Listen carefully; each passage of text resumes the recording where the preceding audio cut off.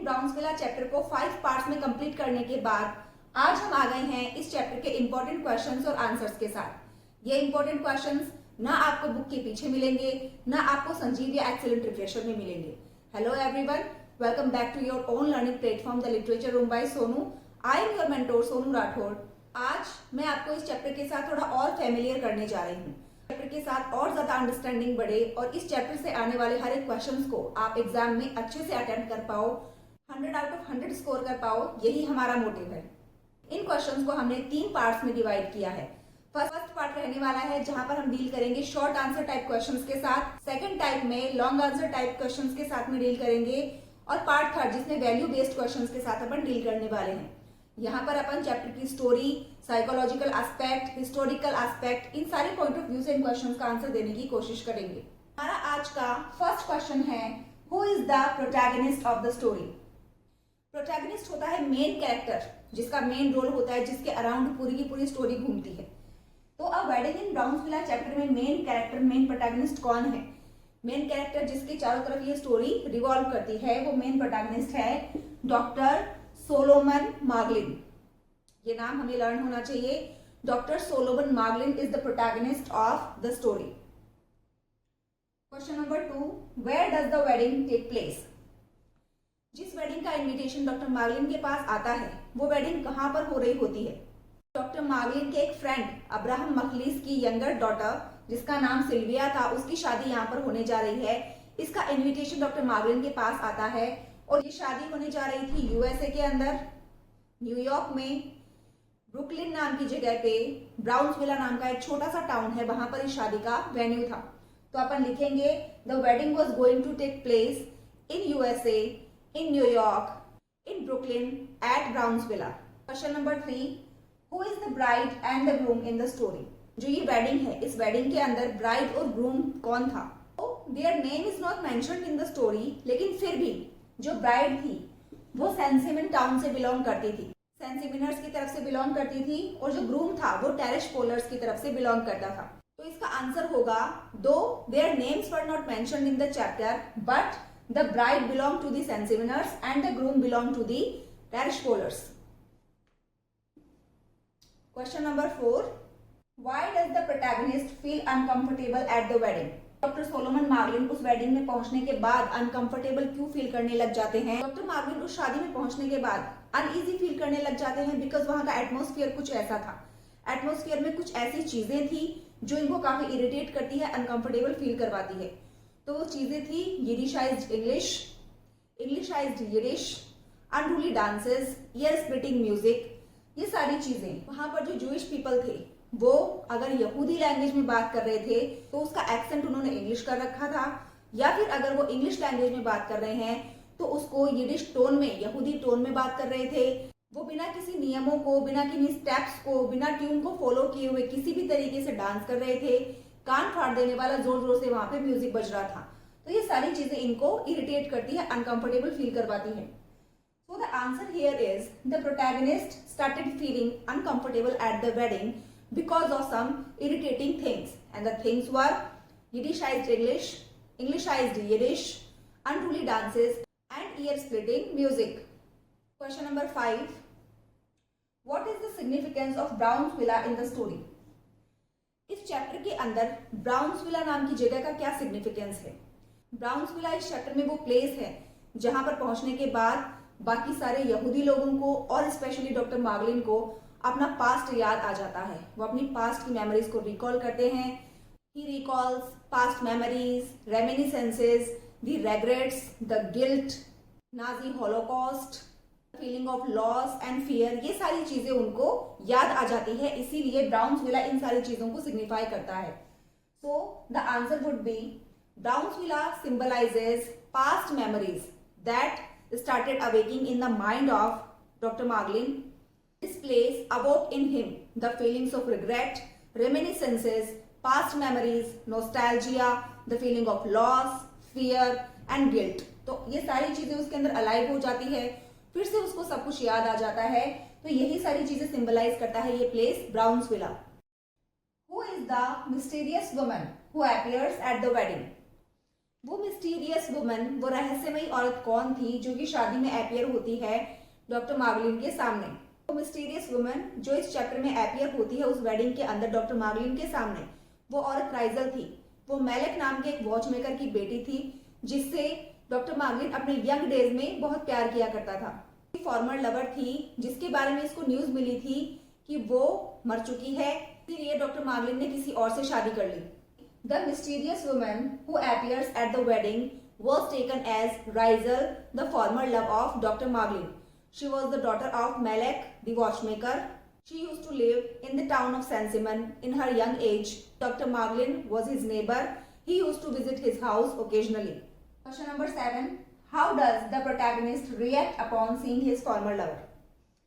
हमारे प्रोटैगनिस्ट, हमारे main character doctor मार्गलिन कैसे रिएक्ट करते हैं अपने पुराने प्यार को देखने के बाद? उनका पुराना प्यार राइजल जब उस शादी में उनके सामने अपीयर होती है तो डॉक्टर सोलोमन मार्गलिन पहले तो काफी काम एंड क्वाइट रहते हैं क्योंकि वो समझ ही नहीं पा रहे थे कि राइजल का इस शादी में प्रेजेंट होने का कोई लॉजिक ही नहीं बनता, क्योंकि राइजल बहुत टाइम पहले मर चुकी है नाजी होलोकॉस्ट के अंदर। उन दोनों के बीच में कॉन्वर्सेशन स्टार्ट होती है, आगे बातें कंटिन्यू होती है, तब धीरे धीरे डॉक्टर मार्गलिन को रियलाइज होता है कि ये राइजल ही है और वो फिर से अपनी यंग एज की वो डिजायर्स, वो थ्रिल, वो एक्साइटमेंट फील करने लग जाता है जब वो इसका हाथ पकड़ता है। उसको अपने वही जवानी के दिन याद आ जाते हैं जब ये दोनों साथ साथ घूमा करते थे।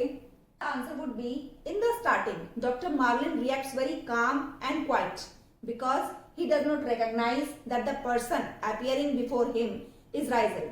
But with the ongoing conversations, he started feeling that she is the same girl, Rizel, whom once he used to love a lot. All the thrill, excitement and desires of young age returns back to him. The memory of his young age comes back in his mind. Question number 8. What memories are triggered in the mind of protagonist? Same question यहाँ पे repeat हो रहा है कि राइजल को देखने के बाद प्रोटैगनिस्ट के मन में कौन सी मेमोरीज ट्रिगर होती हैं, कौन सी पुरानी यादें उसके दिमाग में वापस आ जाती है। तो यहाँ पर वही ओल्ड मेमोरीज हैं, पुराने दिनों की, यंग डेज की, जब ये साथ में घूमा करते थे, टाइम स्पेंड किया करते थे। तो इसका आंसर वही रहने वाला है जो ऊपर वाले क्वेश्चन का आंसर है। इसमें अपन लिखेंगे कि the desires of young age and the thrill, the excitement, the energy, the enthusiasm of his young age returns back to him. Question number 9. What role does nostalgia play in the story?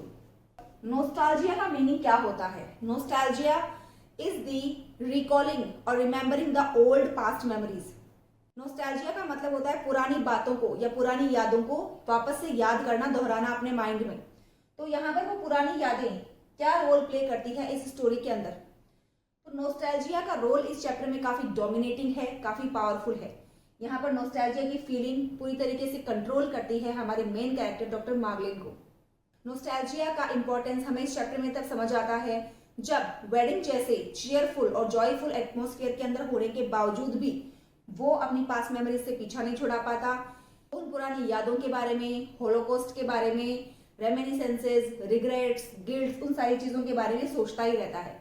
The answer would B the feeling of nostalgia plays a very dominant and powerful role in the chapter. It is represented as a controlling power. The feeling of nostalgia completely controls our main character Dr. Marglin.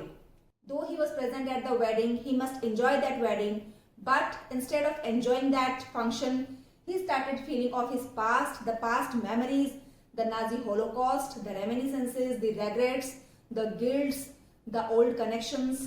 All the things started coming into mind. तो यहाँ पर nostalgia की feeling काफी important role play करती है इस chapter में। How does the atmosphere of wedding change for the protagonist? Wedding का जो माहौल था, जो काफी चीयरफुल था, काफी एंथुजियास्टिक था, किसी भी इंसान का मूड अच्छा करने के लिए इनफ होता है, लेकिन वो वेडिंग का एटमोस्फियर कैसे चेंज हो जाता है प्रोटैगनिस्ट के लिए? क्योंकि उस वेडिंग के अंदर जो भी उसको अपनी सेंसिमन सोसाइटी के या टेरेशपोल सोसाइटी के जो भी जूइश पीपल मिले थे, जिनके साथ में बचपन में उनका एसोसिएशन था, तो वो सारे लोग उनसे मिलते हैं, उनके साथ बातें करते हैं अपने पास्ट के बारे में, और उनकी बातों को सुनकर और उस माहौल को देखकर इनको अपना पास्ट याद आ जाता है। वो दिन जब वो जर्मनी में रहा करते थे, कैसे उनकी पूरी फैमिली को वाइप आउट कर दिया गया, डिस्ट्रॉय कर दिया नाजीज के द्वारा, और ये एक बीमारी हाइपोकॉन्ड्रिया से भी सफर कर रहे थे। तो इसकी वजह से इनकी लाइफ में अलग अलग इल्यूजन्स ये फील करते हैं, इनके माइंड में अलग अलग थॉट्स आते हैं, ये कंटेम्पलेट करना स्टार्ट कर देते हैं मोर्टिलिटी के बारे में। तो यहाँ पर एटमोस्फेयर इसीलिए चेंज हो जाता है because the past memories started hunting him. So the answer would be the atmosphere of the wedding changes for the protagonist because when he reached eight the wedding and he started communicating with his fellow people, then the memories of his past started hunting him. All the sad and gloomy things started torturing his mind. The memory of Nazi Holocaust, the catastrophe and the lost connections, his lost love, Rizal, soul, immortality, all these thoughts started coming into mind and he becomes disturbed by all this. So now we are moving towards long answer type questions. Question number first, describe the inner conflict faced by the protagonist. इस chapter में जो हमारे main character doctor Marlin हैं, उनके अंदर कौन सा conflict चल रहा था, कौन सी दो चीजों के बीच में लड़ाई चल रही थी, द्वंद्व चल रहा था. हमारे मेन कैरेक्टर डॉक्टर मार्लिन अंदर ही अंदर लड़ रहे थे दो चीजों से. दो चीजों के बीच में उनके मन में संघर्ष चल रहा था. वो दो चीजें थी present reality versus past memories. Doctor Marlin जो है वो प्रेजेंट की रियलिटी के साथ एडजस्ट नहीं हो पा रहे थे. पास्ट की जो मेमोरीज है वो उनको हंट कर रही थी, ट्रबल कर रही थी, परेशान कर रही थी. पहला पॉइंट जहां पे उनको पास्ट मेमोरीज हंट करती है और वो प्रेजेंट के साथ कोप अप नहीं कर पाते, वहां पर हम एग्जांपल दे सकते हैं राइजल का, कि राइजल उनका पुराना प्यार जो मर चुका था, जो अब इस दुनिया में नहीं था, लेकिन फिर भी वो उनको दिखाई देती है और वो फिर से उसके साथ शादी करने के बारे में सोचते हैं. जबकि रियलिटी ये थी कि वो ऑलरेडी ग्रेटल के साथ मैरिड थे, एक हैप्पीली मैरिड लाइफ स्पेंड कर रहे थे, लेकिन फिर भी वो अपनी प्रेजेंट के साथ में एडजस्ट नहीं हो पाते हैं और फिर से राइजल के साथ शादी करने के बारे में सोचते हैं. सेकेंड थिंग, अब नाजी कैटास्ट्रॉफी एंड हो चुका था, ऐसी कोई भी सिचुएशन प्रिवेलेंट नहीं थी सोसाइटी में, लेकिन फिर भी वो उस लॉस के बारे में सोचते हैं, डिजास्टर के बारे में सोचते हैं जो उन्होंने जर्मनी के अंदर फेस किया था. लेकिन ये बार बार उस पास्ट मेमोरीज के बारे में ही सोचते हैं, वो मेमोरीज जो उनको लेकर के जाती है उसी टाइम पीरियड में जब नाजी हॉलोकॉस्ट हो रहा था. तो यहाँ पर ये बिल्कुल भी प्रेजेंट के साथ एडजस्ट नहीं हो पा रहे हैं. ये बार बार उसी बुरे पास्ट के बारे में सोच रहे हैं, पास्ट जिसने इनसे बहुत कुछ छीन लिया था. और इन दो चीजों का एग्जाम्पल देके आप इस क्वेश्चन को थोड़ा लेंदी वे में आंसर कर सकते हैं. सबसे so the answer would be the inner conflict faced by the protagonist Dr. Marglin was between two intense feelings. The conflict was run between present reality and past memories. He was unable to adjust with his present reality and he was haunted and troubled by past memories that were very unpleasant to him.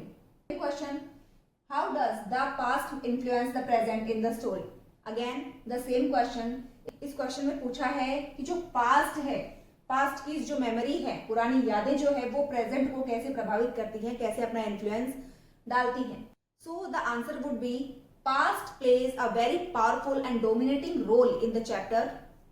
Though the story starts in the present time, but it takes us to the past time of Dr. Marglin's life. The past when Dr. Marglin, his family and all the Jewish people used to live in Germany. They lost their friends, families there. They came and settled down in USA, in New York. तो ये past की memories इसको बार बार trouble करती है, परेशान करती है. तो पास्ट काफी पावरफुल रोल इस चैप्टर के अंदर प्ले करता है. पास्ट यहाँ पे एक कंट्रोलिंग पावर की तरह दिखाया गया है जो कि प्रेजेंट को कंट्रोल करता है, डोमिनेट करता है. तो इस चैप्टर में प्रेजेंट से ज्यादा पास्ट प्रभावशाली दिखता है. Question number third, explain the theme of lost love in the story. इस चैप्टर के अंदर खोए हुए प्यार की भी एक थीम रन होती है, तो इस थीम को एक्सप्लेन करना है. So the answer would be the theme of lost love is one of the dominating themes that runs in the chapter. This theme was represented by our protagonist Dr. Marglin. When he used to live in Germany, he was in connection with a girl named Rizal. She was the daughter of Malek, the watchmaker. They both were in a relationship. He used to love her a lot and he wanted to marry her. But due to some other circumstances, she married to someone else. And then the Nazi Holocaust and catastrophe started out in Germany. In Nazi concentration camp, she was shot dead by the Nazis. So this is how destiny could not help him in the matter of his love. Here, Dr. Marglin gets the news that Rizal has got married to someone else and then she was shot dead by the Nazis. Then he realizes that he has lost his love, the girl he had once loved a lot. And then there was no other option in front of him and he married to Gretel, a Christian girl who later adopted the ways of Jewish life. तो इस वे में इस question का answer देना है. Lost love जो है इसकी थीम रिप्रेजेंट करते हैं डॉक्टर मार्गलिन और Raizel. Next question is discuss the importance of memory and illusion in the story. इस चैप्टर के अंदर पुरानी यादों का और इल्यूजन का, भ्रम का क्या इंपॉर्टेंस है, कैसा रोल ये प्ले करते हैं इस चैप्टर में, वो हमें बताना है। Old memories when they were in Germany, या पुराने प्यार की मेमोरीज, ये सारी मेमोरीज उसको हंट करती है और ये काफी dominating, controlling and powerful role play करती है इस चैप्टर के अंदर। ये पास्ट मेमोरीज काफी हावी हो जाती हैं उसके प्रेजेंट पे और इसका रिजल्ट ये निकलता है कि वो रियलिटी के साथ बिल्कुल भी एडजस्ट नहीं हो पाता। इल्यूजन का भी इस चैप्टर में बहुत इंपॉर्टेंट रोल है। जब डॉक्टर मार्गलिन न्यूयॉर्क के अंदर आके सेटल हुए थे तो उस टाइम पे भी उनके लाइफ में अलग अलग इल्यूजन्स होते थे। जब ये जर्मनी में रहा करते थे तो इनको इल्यूजन था कि ये एक जंकर की तरह लगते हैं, मतलब एक हाई सोसाइटी अमेरिकन की तरह लगते हैं। और जब ये न्यूयॉर्क में आ गए तब इनको लगता था कि ये एक एंग्लो सेक्सन की तरह लगते हैं, क्योंकि इनके ब्लॉन्ड हेयर थे, ब्लू आईज थी, इनका अपीयरेंस वैसा था। तो इस बात पे वो बहुत प्राइड फील किया करते थे। इन लेटर डेज जब वो इस वेडिंग के अंदर जाते हैं तो वहां पर भी उनको इल्यूजन हो जाता है कि उनको राइजल दिखाई दे रही है उनकी आंखों के सामने। तो इस तरीके से वो हाइपोकॉन्ड्रिया या इल्यूजन से सफर कर रहे हैं। उनकी लाइफ में इल्यूजन और पास्ट मेमोरीज काफी पावरफुल रोल प्ले करती हैं। Question number 5, how does the writer create a sense of suspense and mystery. तो इस चैप्टर के अंदर राइटर कैसे एक एटमॉस्फेयर क्रिएट करता है, एक माहौल क्रिएट करता है रहस्य का, सस्पेंस का। इस स्टोरी का कौन सा ऐसा पार्ट है जिसको पढ़ने के बाद हमें ये रियलाइज होता है कि यहाँ पे कुछ मिस्टीरियस है, कुछ रहस्यमयी है, कुछ सुपरनेचुरल है जो हमें समझ नहीं आ रहा। इस चैप्टर में जब राइजल अपीयर होती है उस वेडिंग के अंदर डॉक्टर मार्गलिन के सामने, वो वाला सेक्शन इस चीज को रिप्रेजेंट करता है। पहले उनको लगता है कि ये लड़की राइजल है, लेकिन बाद में वो सोचते हैं शायद ये राइजल की बेटी हो सकती है जो इनके साथ प्रैंक कर रही है, मजाक कर रही है। लेकिन बाद में जब वो राइजल के साथ शादी करने का मूड बना लेते हैं और शादी करने के लिए अपनी पॉकेट से एक पेनी निकालने की कोशिश करते हैं, तब उनको रियलाइज होता है कि उनकी पॉकेट में उनका पर्स नहीं है, वो चोरी हो चुका है। और फिर वो याद करने की कोशिश करते हैं कि उनका पर्स या तो टैक्सी में चोरी हुआ होगा या फिर इस वेडिंग के अंदर आने के बाद चोरी हुआ होगा। उनको अचानक से एक रियलिटी चेक मिलता है कि इस वेडिंग में आने से पहले जब वो उस टैक्सी के अंदर ट्रेवल कर रहे थे तो रास्ते में उन्होंने एक एक्सीडेंट एनकाउंटर किया था। उस एक्सीडेंट के विक्टिम वही थे, इसीलिए उनको वो स्ट्रेचर पे जो बॉडी थी वो जानी पहचानी लग रही थी। फिर ये सोचना स्टार्ट कर देते हैं कि शायद जिस पर्सन का एक्सीडेंट हुआ था वो मैं खुद ही था, मैं वहां पर मर चुका हूँ, इसीलिए मुझे अपनी फिजिकल डायमेंशंस, अपनी पल्स, अपनी हार्ट बीट कुछ भी फील नहीं हो रही है। और फिर वो सोचते हैं कि क्या कोई इंसान बिना उसको पता हुए बिना मर सकता है। मतलब यहाँ पे डॉक्टर मार्गलिन को आइडिया भी नहीं है कि वो मर चुके हैं, लेकिन जैसे ही वो इवेंट्स को याद करते हैं और फिर अपने आप को एग्जामिन करने की कोशिश करते हैं, अपनी फिजिकल डायमेंशन को फील करने की कोशिश करते हैं, तो वो उसको फील नहीं कर पाते। तब उनको रियलाइज होता है कि शायद ये मर चुके हैं और राइजल सिर्फ इन्हीं को दिखाई दे रही है और वो भी इस वेडिंग के अंदर दिखाई दे रही है। आज से पहले इनको राइजल कभी भी नहीं मिली, ना कभी दिखाई दी। तो इसका मतलब राइजल भी डेड हो चुकी है और उसको भी इस बात का अंदाजा नहीं है कि वो मर चुकी है। तो ये सारी चीजें चैप्टर में हमें क्लियर करी थी। तो यहाँ पे इसी सीन से सस्पेंस और मिस्ट्री का एक माहौल क्रिएट होता है। यहाँ पर डॉक्टर मार्गलिन उस सिचुएशन के पास है जहां पर उनको कंफर्म होने लगता है कि वो एक सोल बन चुके हैं, वो सोल जो कि इस यूनिवर्स में घूम रही है, क्योंकि वो अपनी पास्ट की मेमोरीज से, पास्ट की कुछ अधूरी इच्छाएं हैं उनसे जुड़ी हुई है, इसीलिए ये अपनी फाइनल डेस्टिनेशन पे नहीं पहुंच पा रहे। और राइजल भी एट द सेम टाइम एक सोल है जो इनको दिखाई दे रही है। तो यहाँ पर इसी सीन को हमें एक्सप्लेन करना है। यही सीन हमें सस्पेंस और मिस्ट्री का एटमोस्फियर बताता है। Question number 6, analyse the role of the setting in shaping the story. इस चैप्टर की जो सेटिंग है वो ब्राउन्सविला के उजाड़ में है। The story a wedding in Brownsville is set in the wilds of Brownsville. इस जगह पर डॉक्टर मार्गलिन जाते हैं, अपने पुराने जूश लोगों से मिलते हैं जो कि ब्रुकलिन के अंदर ही सेटल्ड है, ब्राउन्सविला में ही सेटल्ड है। और उन लोगों से मिलने के बाद इनकी पुरानी सारी की सारी यादें इनके माइंड में वापस से आ जाती है। ब्राउन्सविला यहाँ पे बहुत ही इंपॉर्टेंट रोल प्ले करता है, क्योंकि ब्राउन्सविला जगह पे आने के बाद ही उनकी पास्ट मेमोरीज उनको हंट करने लगती है। अगर इस चैप्टर की सेटिंग ब्राउन्सविला में ना होकर किसी और जगह सेट होती तो शायद डॉक्टर मार्गलिन का थॉट प्रोसेस वैसा नहीं होता, उनकी थिंकिंग वैसी नहीं होती, उनको इल्यूजन्स नहीं होते, उनको पास्ट मेमोरीज याद नहीं आती, उनको राइजल याद नहीं आती। लेकिन यहाँ पर क्योंकि ये स्टोरी ब्राउन्सविला में सेटल्ड थी और ब्राउन्सविला के अंदर वो सारे के सारे लोग आकर बस गए हैं जो कि जर्मनी में कभी डॉक्टर मार्गलिन के साथ रहा करते थे, तो उन सबको देखकर, उन सबके साथ बातें करने के बाद में इनको अपना पास्ट याद आ जाता है। इसीलिए इस चैप्टर में ब्राउन्सविला नाम की जगह बहुत ही इंपॉर्टेंट रोल प्ले करती है। Question number 7, what does the wedding symbolise in the story. इस चैप्टर के अंदर वेडिंग का क्या इंपॉर्टेंस है, वेडिंग क्या रोल प्ले करती है, क्या सिंबलाइज करती है, किस चीज का प्रतीक है। In this chapter the wedding symbolises the reunion of all the Jewish people along with Dr. Margolin but at the same time it contrasts with the emotional isolation of Dr. Margolin. इस wedding में आने के बाद ही वो सारे के सारे Jewish लोग जो कि सेंसिमन के टाउन में रहते थे वो डॉक्टर मार्गलिन के साथ मिल पाते हैं, अपनी बातें शेयर कर पाते हैं, एनकाउंटर्स होते हैं, कम्युनिकेशंस होते हैं। तो ये यूनियन को रिप्रेजेंट करती है, एक वापस से बनने वाले कनेक्शंस को, जान पहचान को रिप्रेजेंट करती है। लेकिन at the same time wedding में आने के बाद डॉक्टर मार्गलिन उतना कनेक्टेड फील नहीं कर पाते, इमोशनल ब्रेकडाउन फील करते हैं और इमोशनली आइसोलेटेड, अकेला फील करते हैं। ये वेडिंग रिप्रेजेंट करती है यूनियन को, जहां पर सारे के सारे गेस्ट आपस में आके मिल रहे हैं, उनका गेट टुगेदर हो रहा है, जान पहचान बढ़ रही है। लेकिन एट द सेम टाइम इस वेडिंग के अंदर आने के बाद ही डॉक्टर मार्गलिन आइसोलेटेड फील करते हैं, डिटैच्ड फील करते हैं। तो ये उस चीज को भी सिंबलाइज करती है, रिप्रेजेंट करती है। Question number 8, describe the protagonist emotional journey through out the story. इस पूरे चैप्टर के दौरान हमारे प्रोटैगनिस्ट डॉक्टर मार्गलिन का इमोशनल ब्रेकडाउन कैसे होता है वो चीज हमें बतानी है। At the beginning of the chapter doctor Margolin is shown as very calm, quiet and composed and busy in himself. He starts talking about his career, his wife, his success. He started contemplating about himself and his life partner Gretel. फिर वो थोड़ा थोड़ा serious होने लगते हैं and then he started thinking about universe, soul, cosmic destinations, immortality, death and all these things. अब जैसे जैसे ये स्टोरी आगे बढ़ती है तो डॉक्टर मार्गलिन का इमोशनल ब्रेकडाउन शुरू हो जाता है। वो उस वेडिंग को अटेंड करने के लिए जाते हैं, वहां पर उनको पास्ट मेमोरीज याद आ जाती है, पुराने लोग याद आ जाते हैं, अपना पुराना लव राइजल याद आ जाता है और वो फिर इमोशनली आइसोलेटेड फील करने लगते हैं, भावनात्मक रूप से अकेला महसूस करने लगते हैं। Question number 9, how does the story reflect human psychology. इस चैप्टर के अंदर ह्यूमन साइकोलॉजी को कैसे रिफ्लेक्ट किया गया है, इंसान का जो मनोविज्ञान होता है, उसकी जो सोच होती है, उसको कैसे शो किया गया है। इंसान की एक साइकोलॉजी, एक सोच होती है कि वो चाहे कितना ही अपने पास्ट से दूर भागने की कोशिश करे, चाहे कितना ही अपने आप को नई चीजों में बिजी रखने की कोशिश करे, नई चीजें डिस्कवर करने की कोशिश करे, लेकिन एट द सेम टाइम वो अपने पास्ट में इंडल्ज हुए बिना नहीं रह सकता। कोई इंसान चाहे कितना ही सेलिब्रेशंस में बिजी होने की कोशिश करे, लेकिन उसका पास्ट उसका कभी पीछा नहीं छोड़ता। ये ह्यूमन साइकोलॉजी, ह्यूमन टेंडेंसी इस चैप्टर के अंदर शो करी गई है।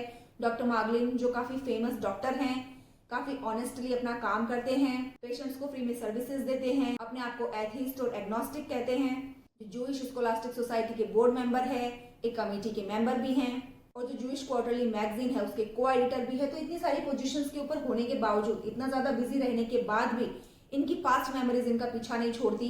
उस वेडिंग में जाने के बाद सारी पुरानी यादें इनको याद आ जाती है। तो यही ह्यूमन साइकोलॉजी, यही ह्यूमन टेंडेंसी इस चैप्टर में शो करी हुई है। However busy you look but your past won't stop haunting you wherever you go, this is the human psychology.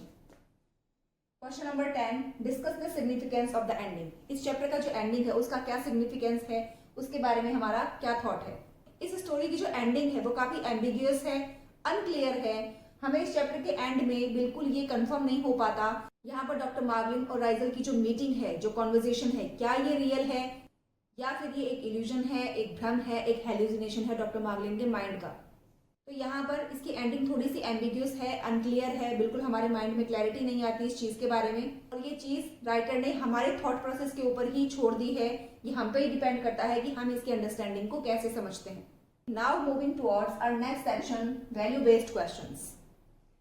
Question number 1, what message does the story convey about love and relationship. इस chapter के अंदर प्यार और रिश्ते के बारे में जो कहानी है राइजल और डॉक्टर मार्गलिन के बीच, उससे आपको क्या मैसेज मिलता है।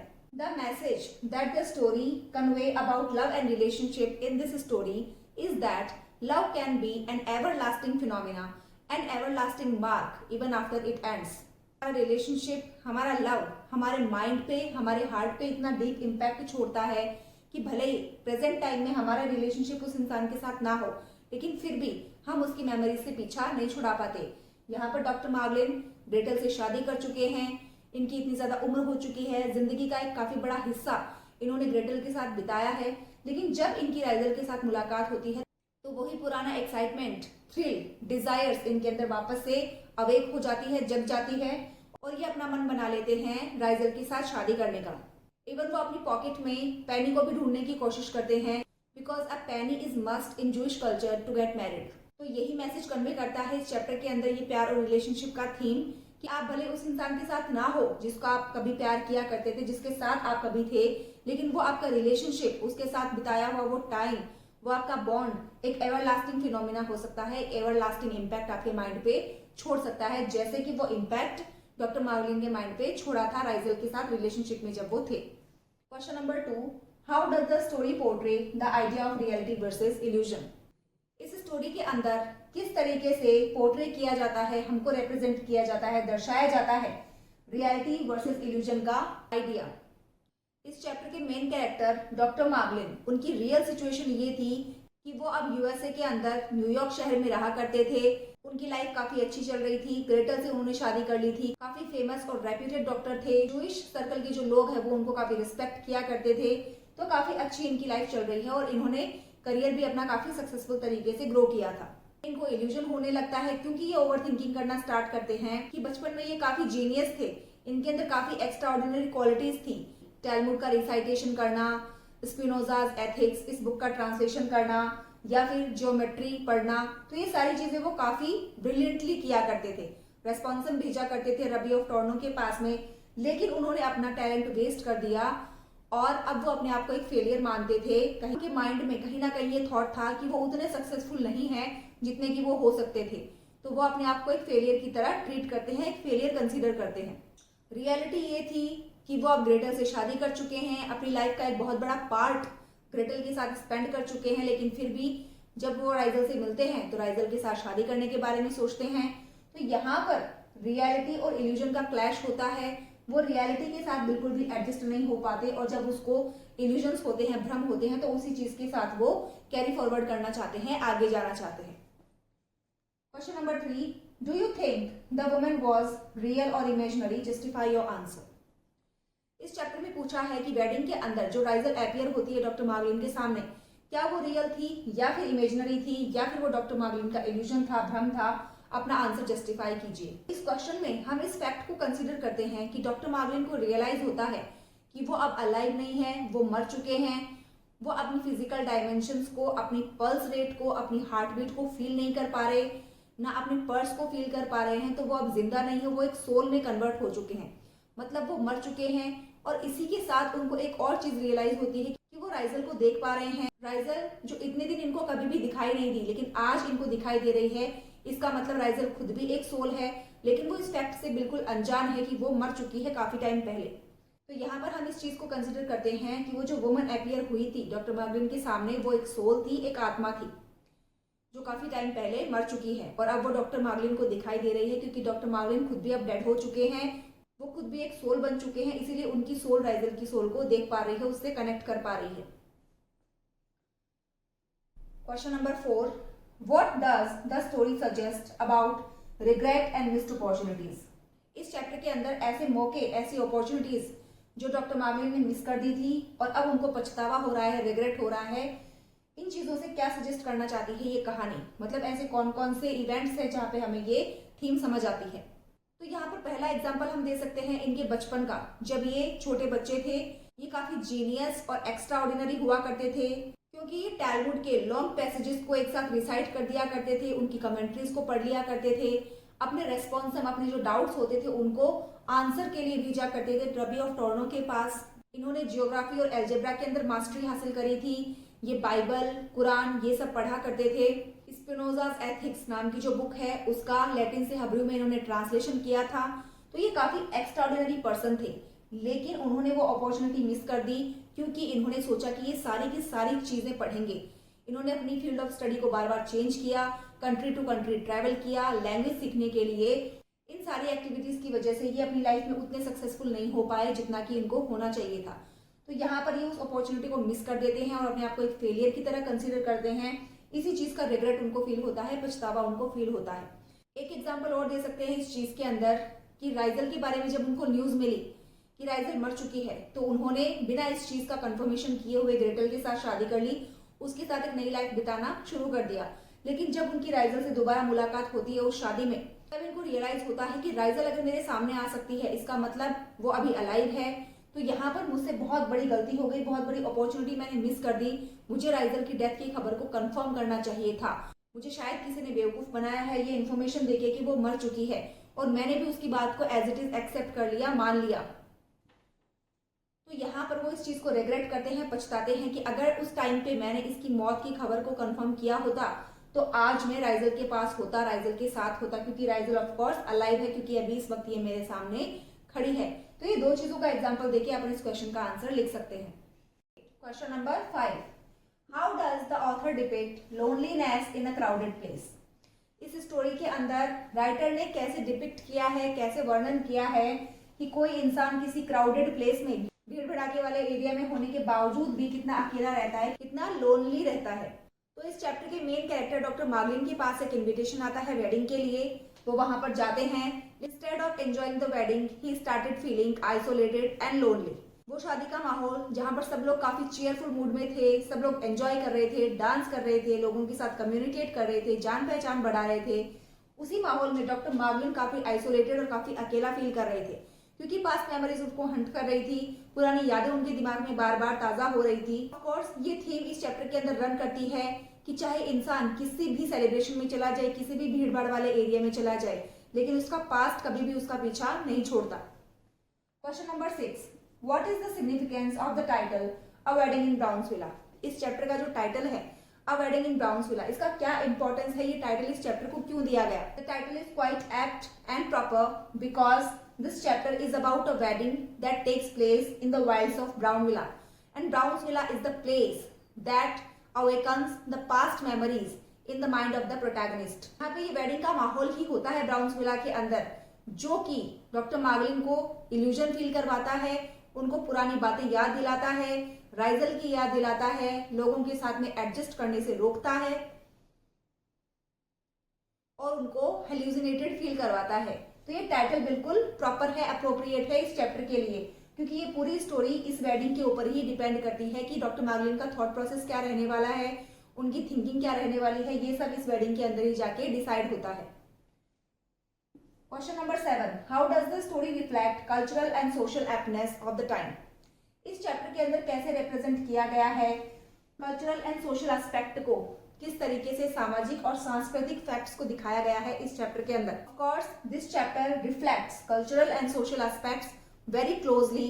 This chapter talks about Jewish immigrants who used to live in Germany before the Nazi Holocaust, but after the catastrophe they ran back to USA, New York and settled down in Brooklyn, Brownsvilla. In USA they face identity crisis. Their traditional Jewish culture and religion was distorted. They started copying Christian ministers. So all these things are shown in the chapter. इस chapter में बताया हुआ है कि किस तरीके से Jewish people जो पहले जर्मनी में रहते थे वो यूएसए के अंदर न्यूयॉर्क, ब्रुकलिन, ब्राउन्सविला में आकर बस गए और कैसे यहाँ पर आके अपनी पहचान बनाने के लिए संघर्ष करते हैं, यहाँ पर अपना आइडेंटिटी क्राइसिस फेस करते हैं। यहाँ पर आने के बाद अपना जो मूल जूश या यहूदी कल्चर है उसको वो भूल जाते हैं, धीरे धीरे अमेरिकनाइज्ड होने लगते हैं, यहाँ का लहजा, बोलने का ढंग अपना लेते हैं, अपने ट्रेडिशंस को बिल्कुल भूल जाते हैं, भगवान की जो रिस्पेक्ट होती है या फिर स्कल कैप का जो कॉन्सेप्ट होता है उसको बिल्कुल क्लोजली फॉलो नहीं करते, बिना रूल्स को, बिना ट्रेडिशंस को, बिना कल्चर को फॉलो किए हुए किसी भी वे में अपनी लाइफ को स्पेंड कर रहे होते हैं न्यूयॉर्क के अंदर। नाज़ी होलोकॉस्ट की वजह से लोगों की लाइफ में जो चेंज आया उसको इस चैप्टर में बताया हुआ है। तो ये कल्चरल एंड सोशल एस्पेक्ट को शो करता है इस चैप्टर के अंदर। और last and final question, if you were at the protagonist place how would you react? अगर आप डॉक्टर मार्लिन की जगह होते तो आप कैसे रिएक्ट करते पर्टिकुलर सिचुएशंस में? If we were at the place of protagonist Dr. Marlin, or if we were the protagonist of the chapter, we would react very calmly and quietly. We would verify the reality and we would not let emotions overpower us. हम कोशिश करते हैं कि emotions हमको guide ना करें, emotions हमको control ना करें, हम प्रेजेंस ऑफ माइंड के साथ हमारी लाइफ के सारे डिसीजंस लेते। So my dear students, we are done with all the important questions with their answers of the chapter A Wedding in Brownsvilla. जैसा कि मैंने आपको बताया है, ये important questions आपको सिर्फ इसी चैनल पे मिलेंगे, ये आपको ना संजीव रिफ्रेशर के अंदर मिलने वाले हैं, ना आपको बुक के पीछे मिलने वाले हैं। So if you want to score 100 out of this chapter, you must go through all these questions. And if you find this video helpful, don't forget to share, subscribe and like. We will meet you in our next video. Till then, have a good day.